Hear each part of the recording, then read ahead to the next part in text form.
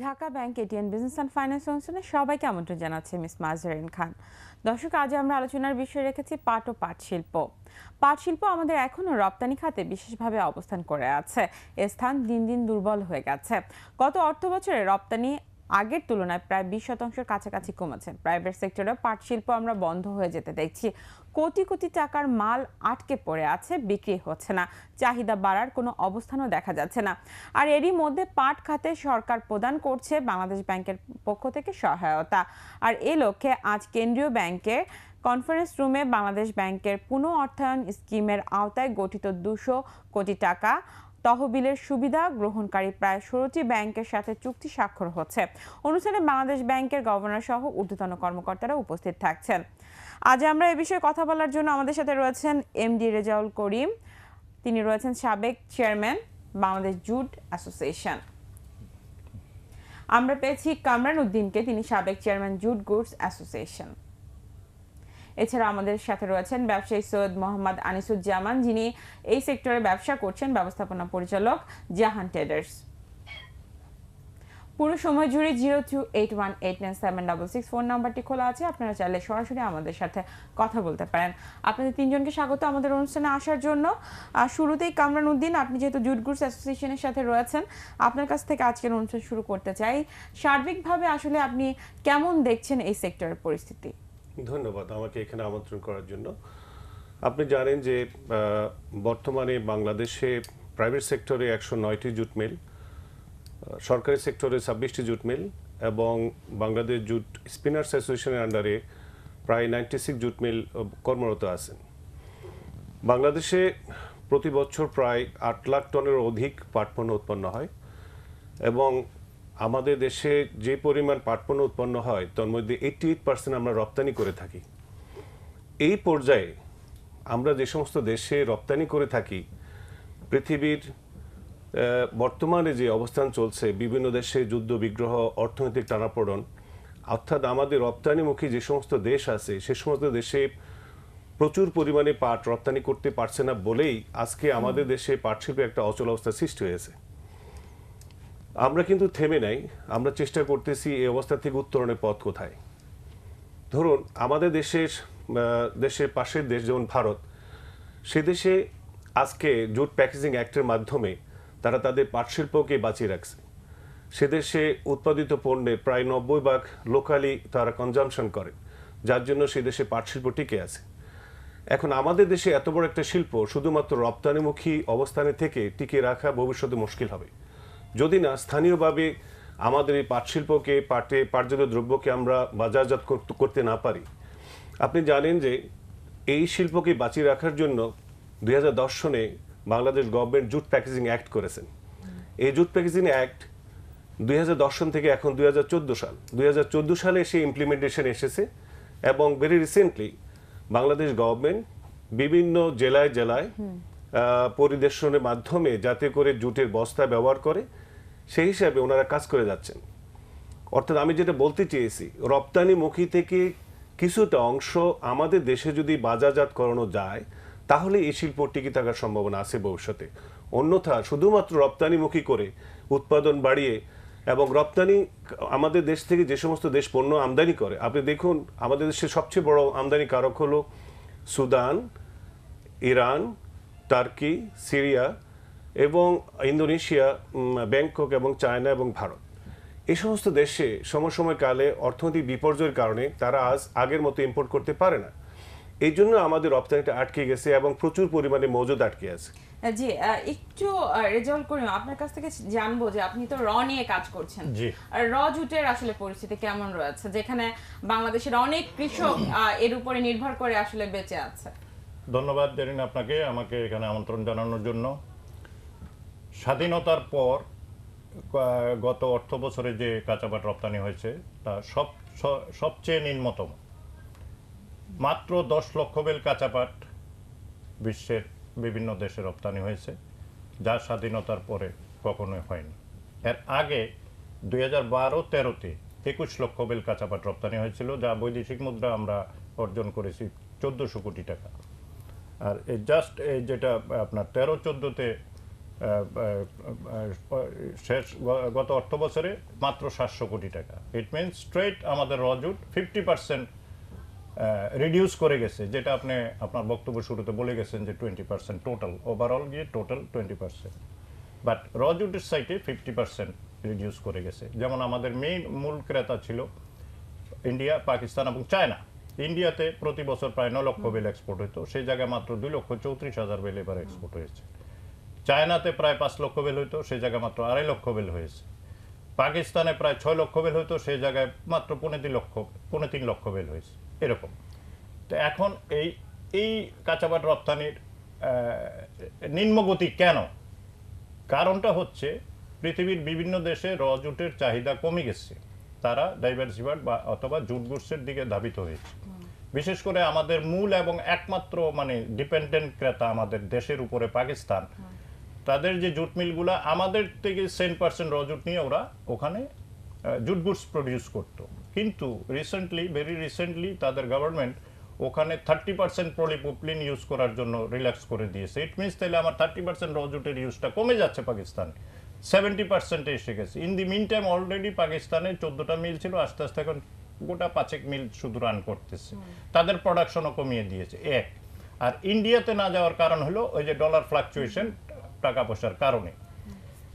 আর আপনার যেটা বললেন যে আজকে আপনার বক্তব্য শুরুতে যে 200 কোটি টাকার যে গভর্নমেন্ট 200 কোটি টাকার পরে আসছি একটু আচ্ছা। রপ্তানির কথাটা জেনে আমরা একটু টেলিফোনে যাই। হ্যালো ওকে, হ্যালো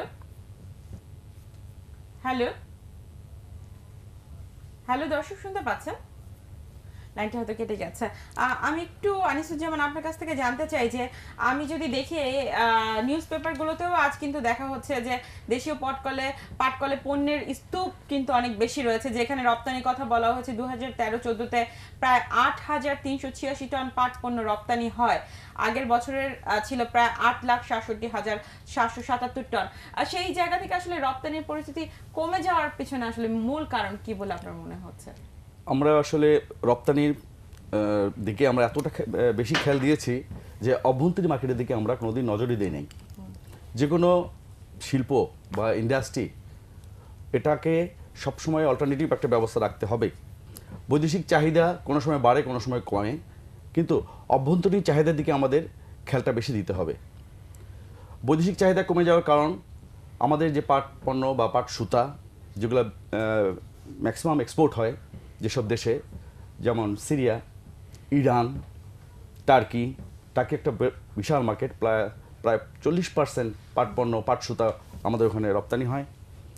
জর্দান, মিশর, এইসব দেশগুলি তাদের অভ্যন্তরীণ রাজনৈতিক পরিস্থিতির জন্য গত 1-2 বছর ধরে তারা কোনো পাট পণ্য খরিদ করছে না, যার জন্য আমাদের আপনি পিকচার দেখলেই দেখবেন গত 1-2 বছর ধরে আমাদের রপ্তানি কিন্তু অনেক কমে গেছে, এক্সপোর্টটা অনেক কমে গেছে। সেটা একটা মূল কারণ। এই দেশগুলি কার্পেট তৈরির শীর্ষে অবস্থান করছে, কার্পেট তৈরি এবং রপ্তানিতে, এবং তারাই আমাদের মূল ক্রেতা। ইরান বর্তমানে এমবার্গোর কারণে তারা মাল কিনতে পারছে না, আফগানিস্তান কিনতে পারছে না, যার জন্য রপ্তানি আমাদের কমে গেছে।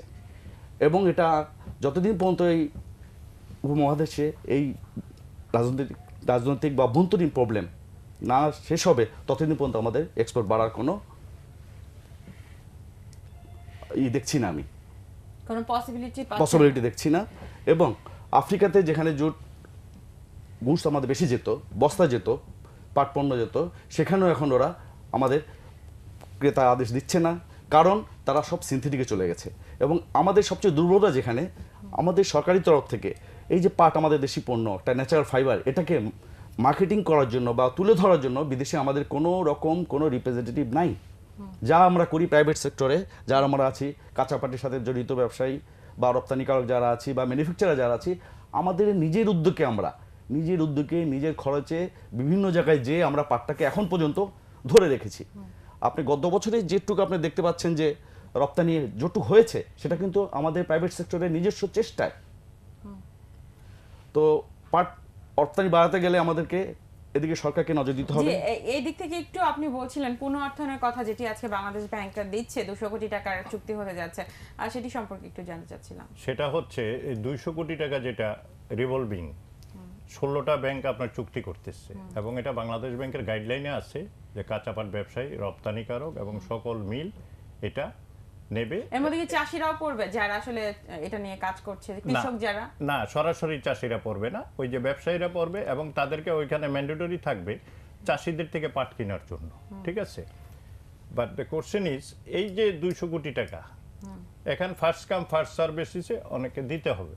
তো সবাই নিলে এটা মনে করেন আপনি 200 কোটি টাকা, আমি কি বলবো, 16টা ব্যাংক 200 কোটি টাকা, আমাদের জুট মিল এবং ট্রেডার্স অ্যান্ড এক্সপোর্টার্স মিলে তো এরা মানে মোর দেন 500, ঠিক আছে?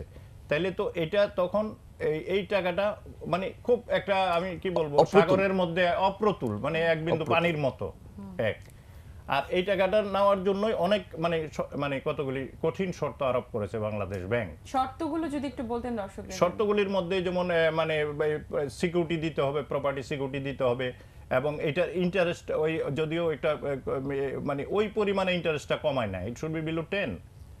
আচ্ছা, তারপরে আপনার ওই একটা গাইডলাইন আছে যে অমুক দিনের মধ্যে টাকাটা উত্তোলন করতে হবে, নাইলে আবার পাবে না, এই ধরনের। তাহলে আমি নিয়ে যদি আমি ফ্রিলি বিজনেস না করতে পারি, তাহলে আমার গাইডলাইনের মধ্যে পড়লে তো আমি আবার ডিফল্টার হয়ে যাব। এই সমস্ত কিছু মানে শিথিল করতে হবে আইনগুলোর ভিতরে।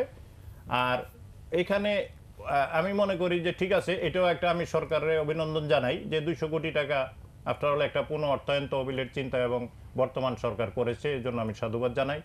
তা পর্যায়ক্রমে আমার মনে হয় এটা ওনারা এক্সপেরিমেন্টাল বেসিসে ডেফিনেটলি গভর্নমেন্ট এটা ইন্ট্রোডিউস করেছে এবং এটা সাকসেসফুল হলে অবশ্যই আমি আশা করি যে হয়তো আরো মানে অর্থায়নটা বৃদ্ধি করবে। জি, আমরা একটু টেলিফোনে যাব, তারপর আমি কামরানুদ্দিন আপনার কাছে ফিরছি। হ্যালো হ্যালো, আসসালামু আলাইকুম ম্যাম। ওয়ালাইকুম আসসালাম। ম্যাম, আমি আনিসুজ্জামান স্যার সাথে কথা বলছি। জি, আনিসুজ্জামান স্যার আছেন, আপনি প্রশ্ন করুন। স্যার, আমি আপনাকে বলছি যে আমাদের বর্তমানে বর্তমানে মানে কি অবস্থা? কিসের কি অবস্থা? বুঝতে পেরেছেন প্রশ্নটা? পাটের কি অবস্থা? জি, আপনার প্রশ্নটা বুঝতে পেরেছি, ধন্যবাদ, খুব সুন্দর প্রশ্ন করেছেন। বর্তমানে আমাদের পাটের যে অবস্থা, এবছর ফলন আমি বলবো গত বছর থেকে ফলন এবার 30% কম হয়েছে। আমি গত সপ্তাহে আমি ফরিদপুর, জামালপুর, রংপুর, কুষ্টিয়া এসব এলাকা আমি ঘুরে এসেছি।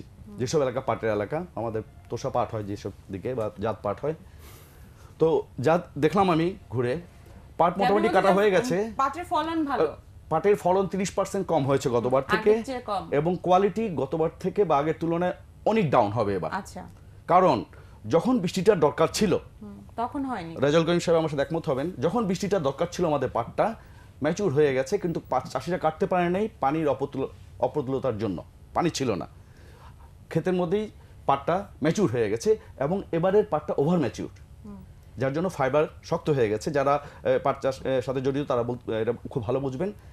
তো এবার পাটের উৎপাদন অনেক কম হবে। ভালো পাটের চাহিদা যেহেতু বেশি, ভালো চাহিদার ভালো পাটের প্রতুলতাও কম হবে। জি জি, হ্যালো হ্যালো হ্যালো, হ্যালো, আসসালামু আলাইকুম ওয়াসলাম।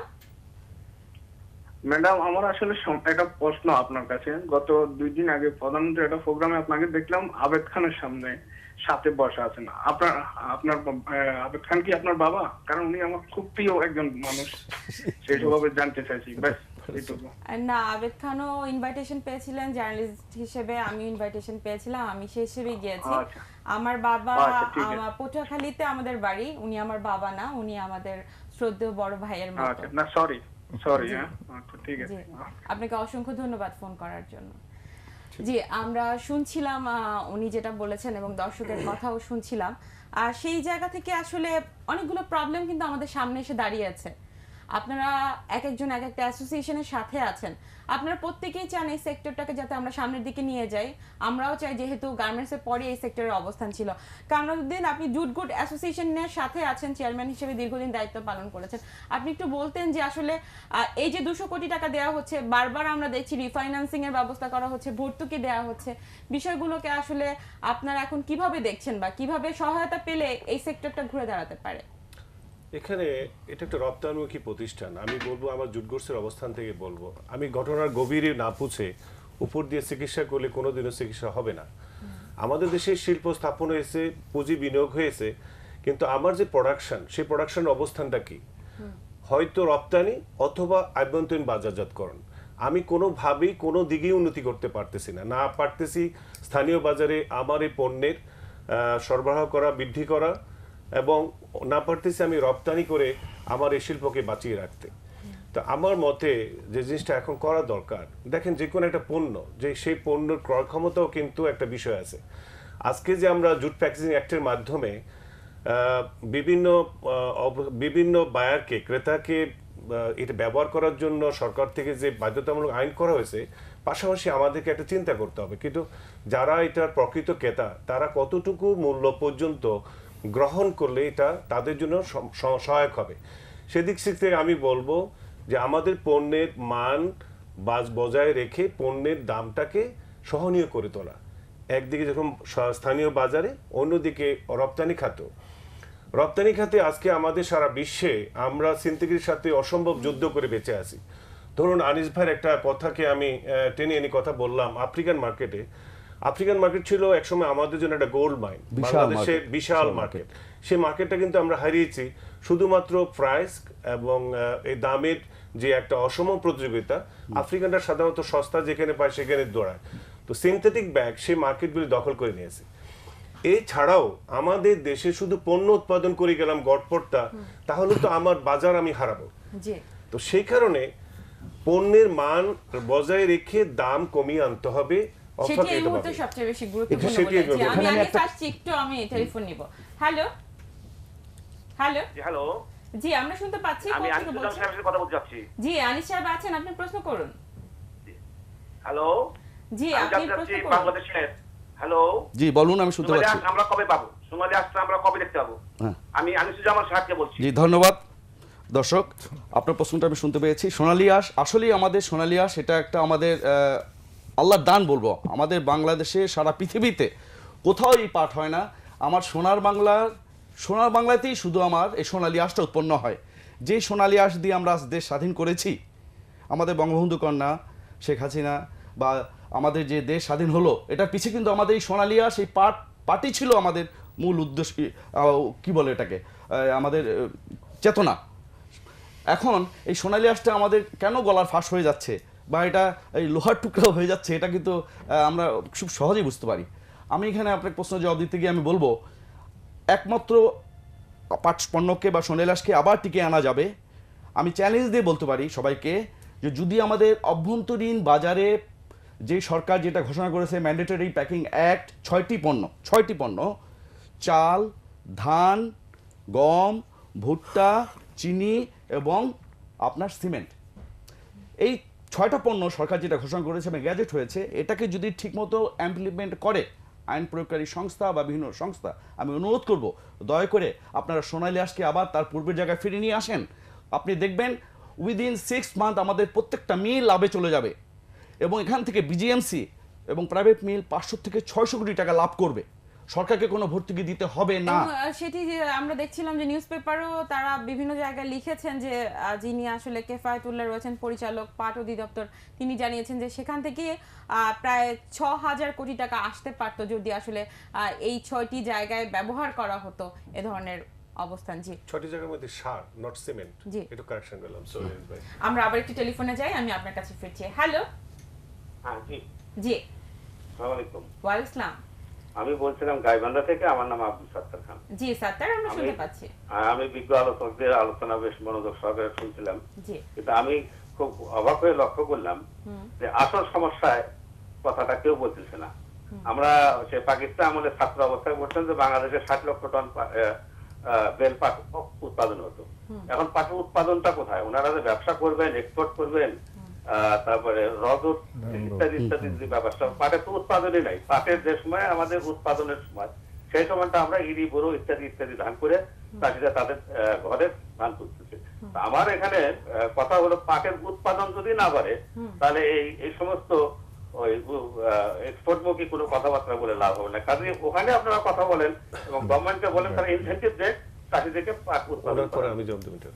জি আমি একটু রেজাল্ট করে আমি আপনার কাছ থেকে শুনি, উৎপাদন কম যেটাকে আসলে উনি মুখ্য হিসেবে দেখছেন, আপনি কি মনে করছেন? ধন্যবাদ, এবং with due respect to the viewers, honourable viewer, দর্শকের প্রতি শ্রদ্ধা জানিয়ে আমি বলতে চাই তথ্যটা উনি সঠিক জানেন না। এখনো আপনি উৎপাদন কম বলতে কি বুঝাচ্ছেন? এখনো 70 থেকে 75 লক্ষ বেল পাট আমাদের দেশে উৎপাদন হয়। গত বছর কম হওয়ার পরও 66,34,000 বেল পাট হয়েছে। এবং ফর ইউর কাইন্ড ইনফরমেশন, আমাদের টোটাল জুট গুডস সেক্টরে বিজিএমএস স্পিনিং এবং বিজিএমসির মিলগুলাতে লোকাল কনজামশন হচ্ছে 45 লাখ বেলস, আর ব্যালেন্স আমরা 20 লক্ষ bale on an average export করে থাকি প্রতি বছর। তার মানে 65 লক্ষ বেল আমাদের হয়ে তারপরে ব্যালেন্সটা মনে করেন ক্যারি ওভার থাকে। বাট আনফর্চুনেটলি আমি যেটা বক্তব্য শুরুতে বলে গেছি, হয়তো শুনেছেন আপনি, যেহেতু আপনি আমাদের শ্রদ্ধেয় দর্শক, সেই ক্ষেত্রে ওই আপনার শুরুতেই বলে গেছি যে গত বছর অ্যাব্রাপ্টলি মানে এক্সপোর্টটা ডাউন হয়েছে। আর আমার বন্ধু আনিস কিন্তু আগেই বলে গেছে যে আপনি যেটা আপনার প্রশ্নের মধ্যে রেখেছেন যে খালি রপ্তানি মুখে বললে হবে না, নো, আমাদের হোম কনজাম্পশনটা বাড়ানোর জন্যই তো 2010-এ যে ম্যান্ডেটরি প্যাকেজিং একটা করা হয়েছে। যদিও বিভিন্ন কারণে আপনি জানেন যে একটা আইন করতে গেলে এদেশে এটা ইমপ্লিমেন্ট করা খুবই দুরূহ ব্যাপার। একটা স্বার্থান্বেষী মহল সবসময় জড়িত থাকে যাতে ইমপ্লিমেন্ট না হয়, যাদের তাদের স্বার্থে আঘাত করবে। ন্যাচারালি সিনথেটিকের এটা গোর বিরোধী, তাদের সেক্টর আছে, তা আমরা আমাদের সেক্টর নিয়ে ফাইট করি। অবশেষে এই 2014 সালে বর্তমান সরকারের দ্বিতীয় মেয়াদে এসে বর্তমান মাননীয় বিশেষ করে আমি মাননীয় পাট প্রতিমন্ত্রী জনাব মির্জা আজম এমপি সাহেবকে আমি ধন্যবাদ জানাবো। উনি বলিষ্ঠভাবে এটাকে ইমপ্লিমেন্ট করার জন্য, কারণ আমি ব্যক্তিগতভাবে জানি উনি নেসেসারি স্টেপ নিয়েছেন, এবং আপনাদের সদয়বগতির জন্য জানাচ্ছি যে এটা ইমপ্লিমেন্ট করার ক্ষেত্রে বিগত 1 মাস যাবৎ বিভিন্ন টেলিভিশন এবং পত্রপত্রিকা বিজ্ঞাপন দেওয়া হয়েছে। তারপরে এটা হাইকোর্টে রিট হয়েছিল, রিট খারিজ করার পরে দিনই উনি মির্জা আজম সাহেব স্টেপ নিয়েছে for implementation of that packaging act. এবং আপনার সদয়বগতির জন্য জানাচ্ছি পাট নিয়ে হতাশার কোনো কারণ নাই। আমাদের দেশীয়ভাবে এটা অটোমেটিক প্রোডাকশন হবে। আর রজুট সেক্টরের প্রতিনিধি হিসেবে আমি বলতে চাচ্ছি, আমি বিভিন্ন ফোরামে এবং আগেও বিভিন্ন সরকারের সময় বলেছি যে সব সময় জুট মিলওয়ালারা ডাইভার্সিফাইড প্রোডাক্টসের উপরে বলে, তখন ওনারা আমাদেরকে কম্পিটিটর মনে করে। কারণ আমরা কিন্তু ভাই কোনো ভর্তুকি টর্তুকি পাই না, ভর্তুকি যা পায় জুট গুডসওয়ালারা পায়। সেই ক্ষেত্রে আমরা তখন বলতে চাই, আজকেও আপনার টেলিভিশনের মাধ্যমে আমি সবাইকে বলতে চাই যে আমাদের রজুট আমি এক্সপোর্ট করতে চাই না। আমাদের যদি হোম কনজাম্পশন টোটালি প্রডিউস হয়ে যায় তাহলে তার আমার এক্সপোর্ট করার দরকার পড়ে না রজুট। বাট টিল দি কমপ্লিশন মানে full utilization of the home production আপনাকে তো বাকি রজুটটা এক্সপোর্ট করতে হবে, না হলে তো পাটের দাম কমে যাবে, কৃষকরা উপযুক্ত মূল্য থেকে বঞ্চিত হবে, তখন তো আরেকটা আন্দোলন হবে রাজনৈতিকভাবে। আমি দর্শকের কথা শুনে আরেকটা কথা বলি। আজ থেকে 15 বছর আগে কিন্তু রজুট প্রোডাকশন হয়েছে 40 থেকে 45 লাখ বেল, অথচ বিগত কয়েক বছর আপনি যদি লক্ষ্য করুন রজুট প্রোডাকশন হয়েছে 75 লাখ বেলের উপরে।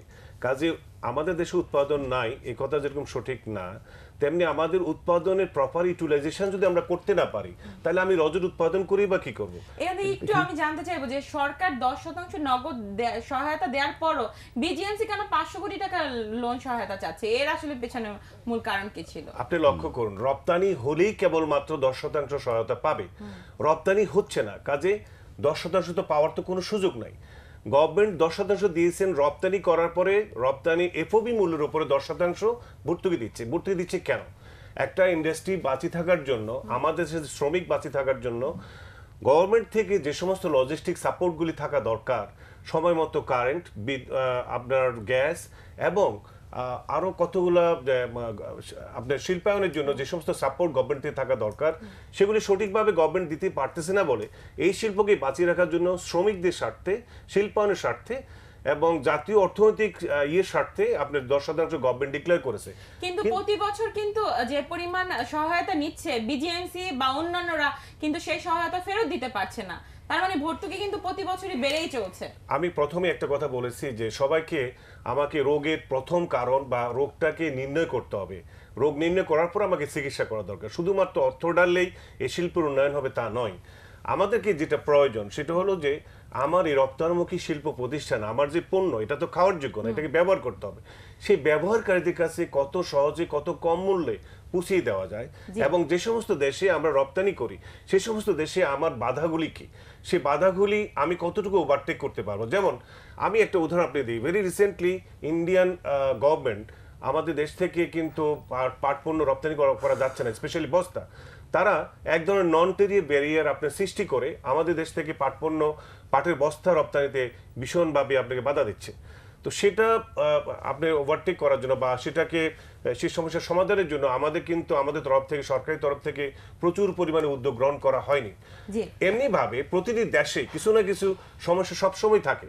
তো আমার মতে পাট মন্ত্রণালয়ের অধীনে যদি একটা টাস্ক ফোর্স গঠন করা হয়, এই বিভিন্ন দেশে রপ্তানি বাধাগুলি বাণিজ্য মন্ত্রণালয় এবং পাট মন্ত্রণালয় স্বাভাবিকভাবে সাথে সাথে ব্যবসায়ীদেরকে নিয়ে একটা উন্নত এবং শক্তিশালী টাস্ক ফোর্স গঠন করে যদি সেই টাস্ক ফোর্সকে দায়িত্ব দেওয়া হয় আমাদের দেশ থেকে যে সমস্ত দেশে রপ্তানি হয় সেই রপ্তানির বাধাগুলি কি, দূরীকরণের উপায় কি, আমরা যদি সেভাবে নজর দিই তাহলে কিন্তু এই পণ্যগুলি আর পড়ে থাকবে না। আমরা আশা করছি যদি আমাদের এই অনুষ্ঠান সরকারি মহল থেকে দেখা হয় তারা এই ব্যাপারগুলো আরেকটু ভেবে দেখবে। আমরা একটু টেলিফোনে গিয়ে আনিস আপনার কাছে আসছি। হ্যালো হ্যালো হ্যালো, আসসালামু আলাইকুম। ওয়াসলাম, কোথেকে বলছেন? নাম বলে ঝটপট প্রশ্ন করুন। জি, আমার নাম আব্দুল সবুর মল্লিক, আমি নওপাড়া জুট মিল থেকে বলছিলাম। জি জি, আমি এই পাট সেক্টরের সাথে জড়িত আছি। তো আমি আপনাদের মাধ্যমে সরকারকে জানাতে চাই যে আমাদের এই পাট সেক্টর আমাদের একটা জাতীয় সম্পদ।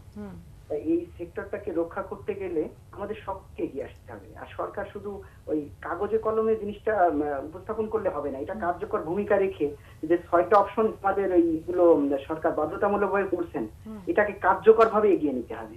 জি, অসংখ্য ধন্যবাদ ফোন করার জন্য। এটার সাথে আমি একটু যোগ করে দিতে চাই যে সাম্প্রতিক সময়ে চায়নার সাথে বাংলাদেশের যে চুক্তি হয়েছে, আপনারা যারা ব্যবসায়ী মহল রয়েছেন মেশিনপত্র নিয়ে আসার ক্ষেত্রে যে উন্নত মানের মেশিনপত্র যাতে নিয়ে আসা যাবে সেটা একটু আপনার কাছ থেকে শুনতে চাচ্ছি। একটা খুব সুন্দর প্রশ্ন করেছেন আপনি।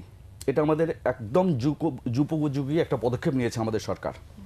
কারণ আমাদের যেসব মেশিনগুলো আছে বা যেসব মিলগুলো চলছে, পাট বিজিএমসি বলেন, প্রাইভেট সেক্টর বলেন, প্রত্যেকটা ফ্যাক্টরি মেশিনের বয়স অনেক পুরনো হয়ে গেছে, অনেক জরাজীর্ণ হয়ে গেছে, যার জন্য সেগুলোর এফিসিয়েন্সি আমরা পাচ্ছি না। যে মেশিনে ধরেন 2 টন প্রোডাকশন হওয়ার কথা, সেই মেশিনে আমরা প্রোডাকশন পাচ্ছি 500 কেজি বা 1 টন, শুধুমাত্র মেনটেন্যান্সের অভাবে, পুরান মেশিনের অভাবে। সরকার খুব সুন্দর পদক্ষেপ নিয়েছেন এই ব্যাপারে। চাইনিজ মেশিন আসলে, যেগুলো আসছে বর্তমানে অলরেডি এসে গেছে কিন্তু আমাদের দেশে, গোল্ডেন ইগল যেটা ট্রুলি জেমস ম্যাকির কপি করেছে চায়না, এটা দামেও খুব সস্তা এবং প্রোডাকশনও খুব ভালো, হাই এফিসিয়েন্সি মেশিন। আপনি বলতে চাচ্ছেন যে এই সেক্টরের উপরে ভালো একটি অবশ্যই নতুন মেশিনের দরকার আছে। আমি এই বিষয়ে একটু বলি। আমি যতটুকু জানি যে আমিও সাইন হয়েছে, চাইনিজ গভর্নমেন্ট প্রায় 3000 কোটি টাকার উপরে এখানে বিনিয়োগ করবেন। তারা শুধু মডার্নাইজ করবেন না, এবং মডার্নাইজ করার পরে 24টা জুট মিল থেকে যে পণ্য উৎপাদিত হবে তার একটা বিরাট অংশ তারা নিজেরা কিনে নিয়ে যাবেন।